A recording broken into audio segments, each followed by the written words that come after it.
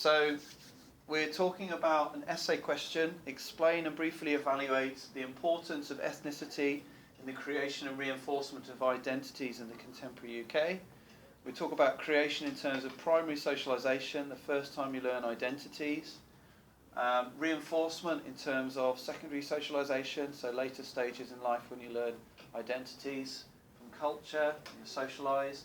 We could refer to the different agencies of socialisation. Primary socialisation, the family, and increasingly the media. Secondary socialisation, the media, workplace, religion.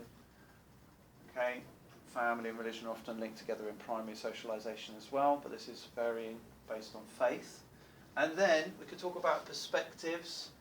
Before we do that, let's talk about ethnicity. So ethnicity refers to the creation, myths and ideas about origins of a group, where they come from, nationality, their place of origin. Talk about language, dress codes, food, ideas about sex roles, gender roles, men and women. For example, okay, Pakistanis originate from Pakistan. The history of colonialism and then the separation of India and Pakistan is part of their heritage and part of what makes them, particularly part of that group. And then we have functionalism. We said shared culture and social order.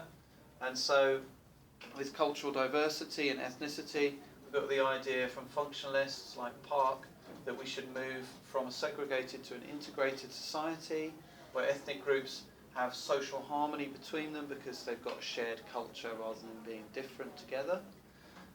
This could be criticised by the idea of multiculturalism from postmodernism, who would suggest that we can coexist peacefully without sharing one culture.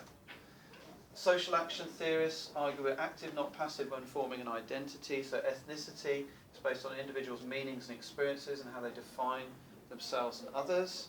For example, we could talk about how young black males have been labelled as muggers by the media, and so they're seen as a threat. Young Pakistani males at the moment, with the prevent strategy and the idea of radicalisation, the Trojan horse issue in Birmingham, and currently the Rotherham report.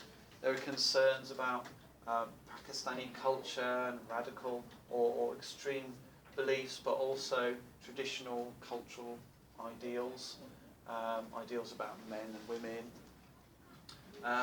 There's recently a documentary, Things We Won't Say About Race That Are True, Free Speech on BBC Three, where we could see Trevor Phillips talking about the concerns that political correctness has gone too far.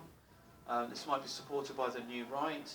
The debate between Cameron and the Labour Party about immigrants, where they were estimated to be 5,000, but turned out to be 400,000. The concern is that there's going to be too much immigration.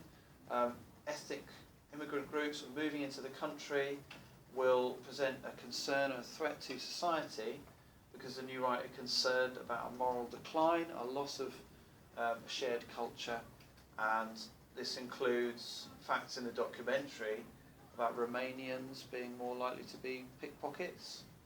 They're 8 times more likely to be arrested for theft in London, according to official statistics, which supports that as a piece of data.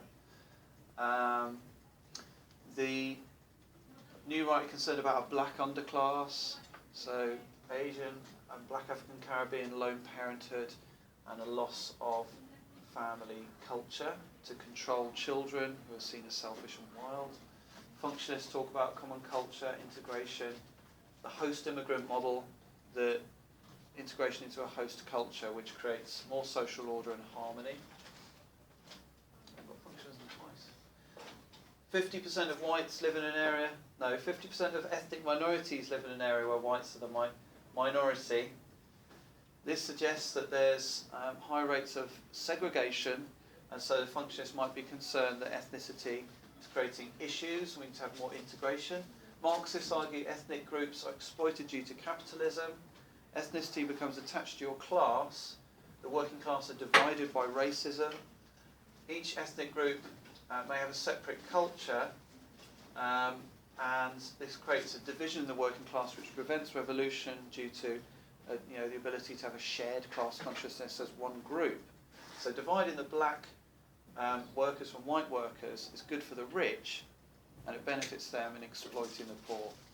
This could be criticised. The Marxists could be seen as overemphasising class because there's been a growth of the middle class, including social mobility by Asians, Black African Caribbeans, especially Indians, Chinese, Black African Caribbeans.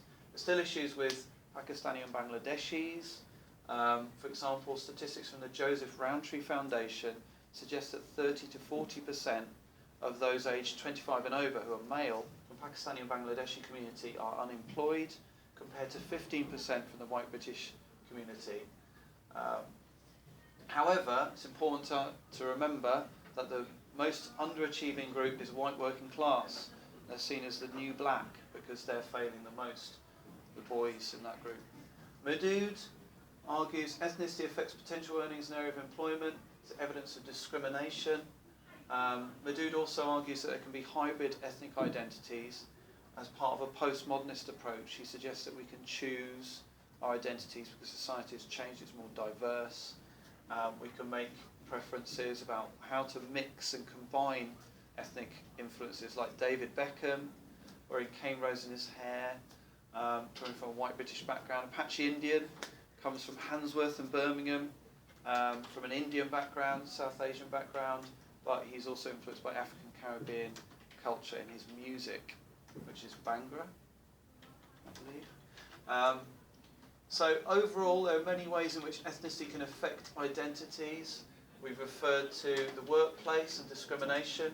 We've referred to the family and concern about loss of control and change.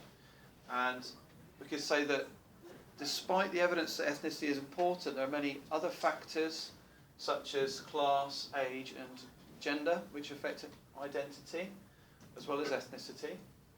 It's therefore difficult to measure this issue and hard to operationalise and separate from other factors. The interactionists would emphasise that we're not passive when forming an identity, so we can make choices from a range of influences. The postmodernists would say we continuously redefine our sense of who we are from one day to the next, so ethnicity may not be the only factor that affects us. It's also human agency and choice.